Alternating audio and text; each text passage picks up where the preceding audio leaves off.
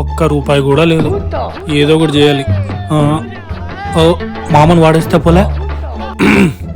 మావా 31st night ఈవెంట్కి వెళ్దాం మావా. ఓహో వీడేదో ప్లాన్ చేస్తున్నాడు, జాగ్రత్తగా ఉండాలి.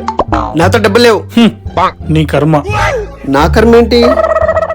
అక్కడికి చాలా మంది అమ్మాయిలు వస్తారు. నిన్న ఒక ఇంటివాణి చేద్దాం అనుకున్నా, నీకేమో అదృష్టం లేనట్టుంది. అయితే బుక్ చేయి, డబ్బులున్నాయి. డబ్బులు లేవన్నావు? నువ్వు అమ్మాయి అన్నావు. తూ నీ బతుకు తగిలయ్యా. ఆ మొబైల్ ఇటు తీసుకురా. అమ్మాయి కోసం దిగజారాడేదవా, చిచి. నా కళ్ళ నెరవేరిపోతుంది. ఇదిగో బుక్ చేసేసా, టికెట్స్ కూడా నాకు ఫార్వర్డ్ చేసుకున్నా. పట రేయ్ అంతా అయిపోయినట్టే కదా. వెళ్ళి అద్దంలో ఒకసారి చూసుకో. అవునా, అంత అందంగా ఉన్నానా? అయితే నాకు పెళ్ళి అయిపోయినట్టే రోయ్. ఆ ఏజ్ ఏంటి, కింద గేజ్ ఏంటి, ఈ క్యాబేజీ పనులేంటి? అదేంట్రా అలా అన్నావు? టికెట్స్ బుక్ చేసింది నీ కోసం కాదు, నా కోసం, నా గర్ల్ ఫ్రెండ్ కోసం. మళ్ళీ మూసిపోయాను. అట్లుంటది మన తోటి. పురుగులు పట్టిపోతారా రే. Thank you.